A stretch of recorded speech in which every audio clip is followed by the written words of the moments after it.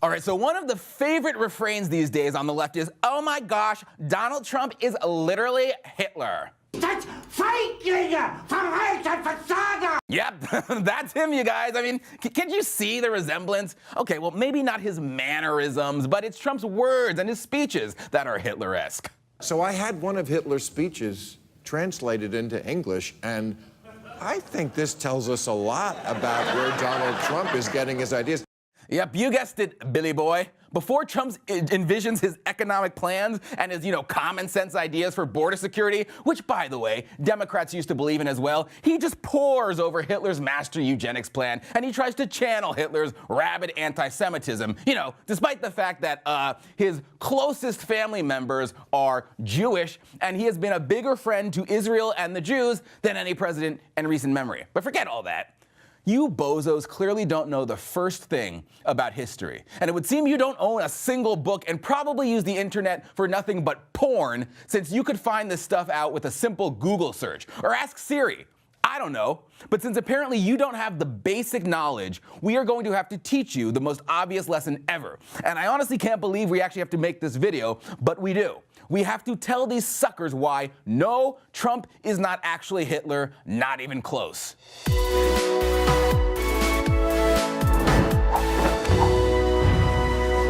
So if you spent any time on Twitter, you for sure come across that dumb loser chick who has no clue what she's talking about, and she's like, I feel like I'm in Nazi Germany right now because Trump, guys, is Hitler. There's just no difference. First of all, Hitler was an actual evil psychopath who was described by everyone who knew him as extremely troubled and spent much of his youth homeless, whereas, as the left loves to point out, Donald Trump was a playboy everyone used to love who got $1 million. I love to remind you of that. He got $1 million inheritance from his father, which he used to build a real estate empire, $1 billion real estate empire. Hitler, on the other hand, was an isolated weirdo who wanted to be an artist.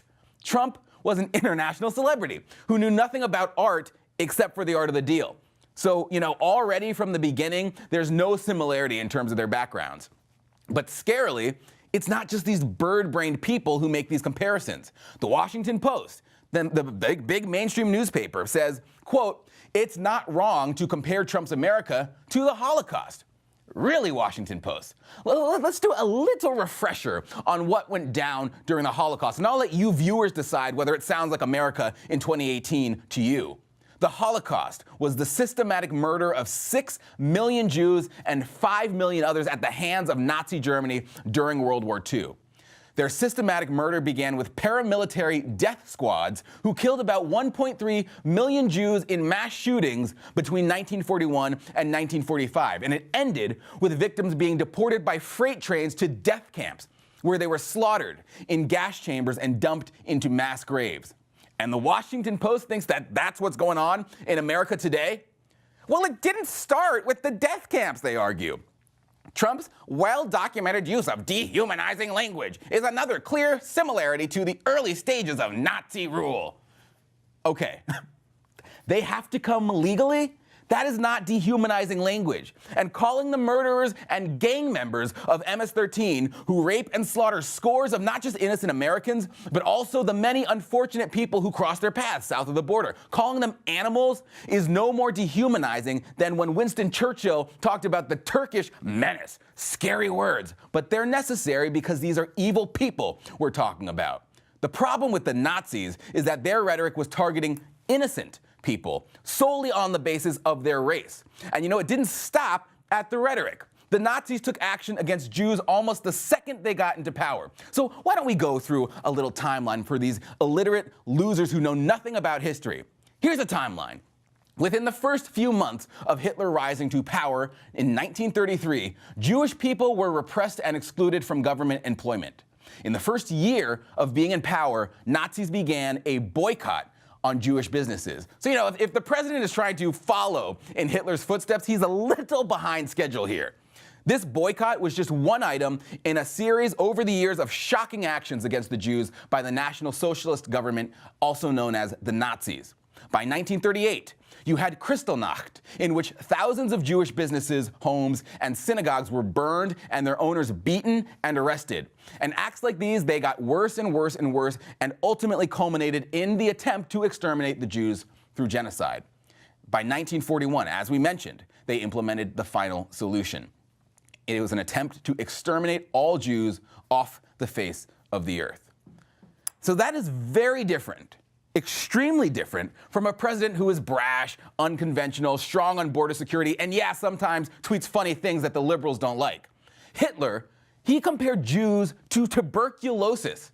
Now, to be fair, Trump did once say that Jews are like termites. Oh wait, I'm sorry, never mind. That was your buddy, the Calypso charmer, Louis Farrakhan, who still has a Twitter account, by the way. In no way has President Trump systematically targeted people because of their race or even said things about them because of their race. Hello, he doesn't like Hispanic Americans, duh. Okay, first of all, Trump has said on multiple occasions that he loves Hispanics. He said before that he loves the Mexican people. I can't remember Hitler ever saying, ever, that I love the Jews. Ever.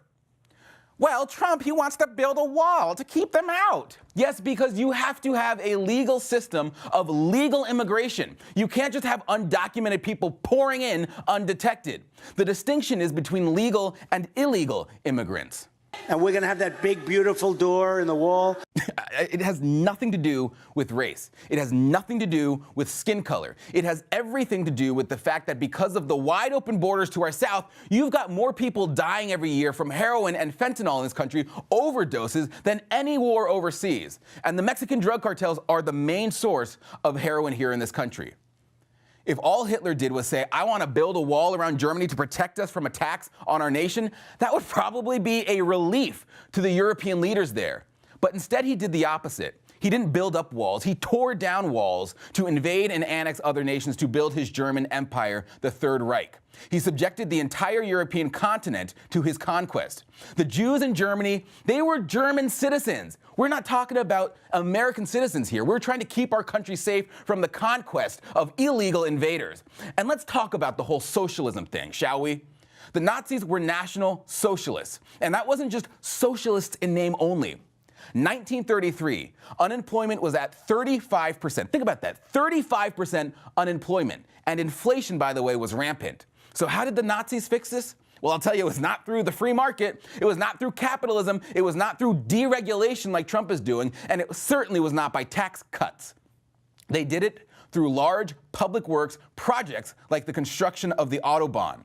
If anything, that has more resemblance to Obama's stimulus package in 2008. The Nazis introduced the Volkswagen, or the people's car, as they like to say. It sounds so nice. The people's car, which was intended to give each German household a vehicle. Because, no one should have to be without a nice car. Well, what does that sound more like, huh? Trump and Republicans are always being criticized for clinging to their guns. Why can't we just ban guns after all these terrible mass shootings, the left says? Well, the Nazis would have been a lot less successful had they not disarmed their citizens. People say it's the nationalist part that's so bad. No, Trump is a nationalist. That is true. But the idea of ethnic nationalism, white nationalism, which is the really bad kind, that is a democratic idea. Here's Dinesh D'Souza explaining that. Let's remember that this whole concept of ethnic nationalism is a left-wing idea. The Democratic Party invented white nationalism, and the Democratic Party invented black nationalism. Now, interestingly today, the way that the progressive Democrats have constructed their sort of multicultural totem pole, they encourage every form of ethnic nationalism except white nationalism. And so they encourage black nationalism and Hispanic nationalism, Asian nationalism, but somehow the white guy is not welcome at the multicultural picnic. This, I think, actually explains why these white nationalists, who really belong in the Democratic Party, are, in a sense, politically homeless. We've explained many times that nationalism, the idea of American exceptionalism, that kind of nationalism, America first, that is not white nationalism. The leader of America should be expected to put America first, just as every good leader is expected to put their own country first. None of these people's, none of their contrived comparisons, none of those make Trump Hitler. Trump is the leader of the free world who is a much welcome change after years of a president fleecing his duties and putting his own people last. Trump is doing the job Americans elected him to do, and no part of that has anything to do with Adolf Hitler.